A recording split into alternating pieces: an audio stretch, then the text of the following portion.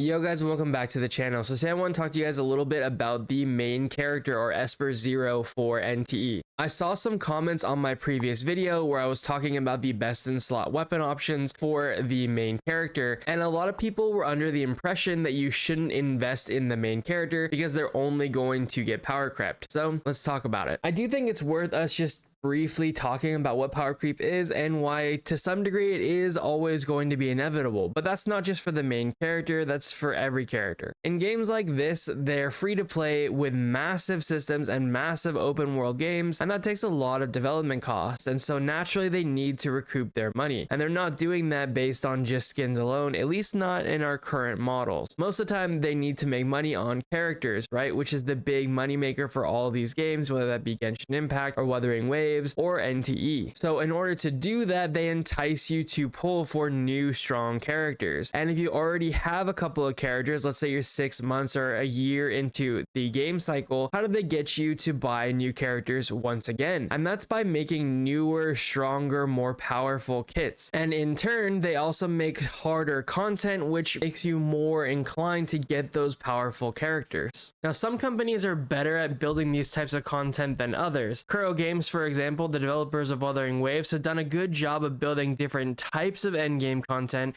where different characters can shine that have various different abilities that maybe don't work in other pieces. For example, Hoyo Games also does this pretty well in Honkai Star Rail, but as you probably know, the power creep in that game is pretty insane, although they try and mitigate it a little bit here and there. So to some degree, power creep is always going to be inevitable in games like this. However, that doesn't mean you shouldn't invest in any characters, because the same can be said for even characters like Nonoli. Nonoli is also going to get power crept at some point. That's just a fact. If you look at any other game, all DPS characters, all support characters eventually do get power crept. However, support characters are traditionally and historically slower power crept than DPS characters. So obviously we should talk really quickly about what Esper 0 does and why she's so special. If you click here on the screen, you'll actually see some little tidbits about the character. She's an instant cycler, and I think that that's the one thing that people are very undervaluing at the moment. She's the only instant cycler in the entire game, and likely she will be one of the very few instant cyclers into the future. Something that we have to remember too is that 0 can actually function as a proper support. So if you're running a charge team, you'll get actually HP recovery based on 0's attack, which is phenomenal every time the active character gains ultimate energy. So you're going to be gaining heals and ultimate energy, which, you know, is already pretty decent and probably likely to only get stronger as we get characters with even stronger ultimates. On top of that, if you go to their awakenings and then you look over here in the resonance effect, you'll see that 0 grants the team 12% attack for 20 seconds when 0 triggers any Cosmos Esper cycle. So that means anytime that she's going to be using her skill and switching out, she's going to be giving 12% attack for the entire team. And the cooldown of her skill is only 16 seconds. This is fantastic and means that you should always have this 100% uptime. Another thing we need to talk about is that 0 can instant cycle with one of the best healers in the game, and that's Ji-Yuan with her first awakening. If you didn't know, her awakening here gives the ability to heal your entire team. So it increases lethal rose pack damage ratio by 100% and restores HP to the entire team by 5% of the total damage accumulated by that rose pact whenever pack settlement is triggered by casting Final Reckoning. Basically, this allows her to become a DPS that's actually going to be effectively healing your entire team. On top of that, we have the support awakening down here too. So she enhances Blossom by spawning 1 additional bud when she cycles, and increases the number of bud limit from, I believe, 3 to 6, which is pretty crazy actually.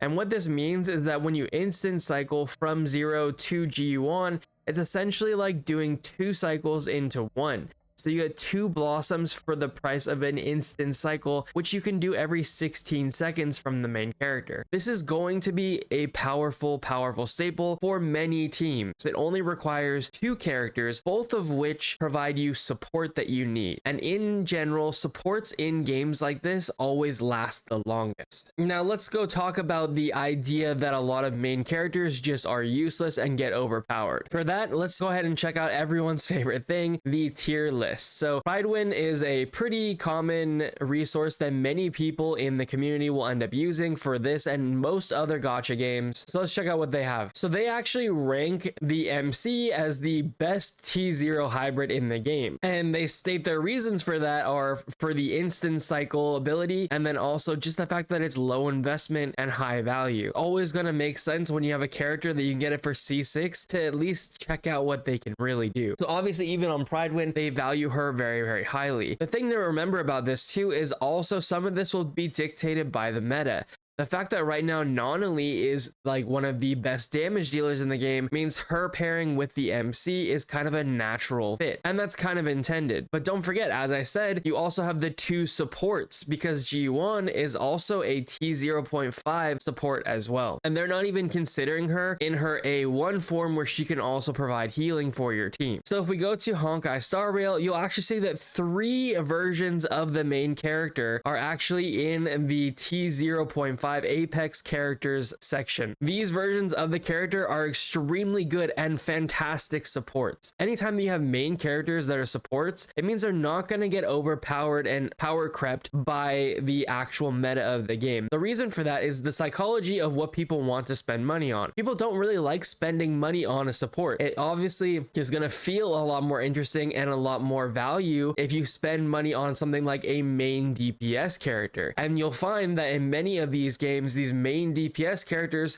shift quite frequently. Let's go to Wuthering Waves, for example. I would argue that Wuthering Waves is one of the best games when it comes to dealing with power creep, and how many people have been doing endgame content for a long time with like single characters, even in the endgame. And oh look, right below the Apex section, we see the main character, but 2 versions of the main character in the same section. And actually, I would argue that if you were to use Arrow Rover, it probably should be up here because of how strong it synergizes with Carthea and Theocona. The fact that those 3 working together synchronize so well is amazing. But honestly, that has more to do with how good these other supports are probably, and why this character was brought down. Even when you look at Arknight's Enfield and they have their main character as a DPS, you'll see that they still have a T1 section here. Now, granted, that's where a lot of 4 stars are, but in general, most of these games, you can use characters that are completely free to play or completely 4-star or no pull accounts. In many of these games, you can do that. The point being that I'm trying to get across here is that it's actually not that common anymore that main characters kind of get sent to the Shadow Realm. And in fact, we're seeing a lot more games kind of invest in this idea of having the main character be a supporting character for the rest of your team. And I think that there's even more room in Neverness to Everness for this than ever before. And that's because of the fact that she can be an instant cycler. I think that's going to be something that's very, very rare going forward. And maybe I'll eat my words later, but I think they don't intend to make that a staple of other characters in the future. Frankly put, it's just too strong. If it was applied mass across the board to many other characters, you would find that cycling ends up becoming more and more important,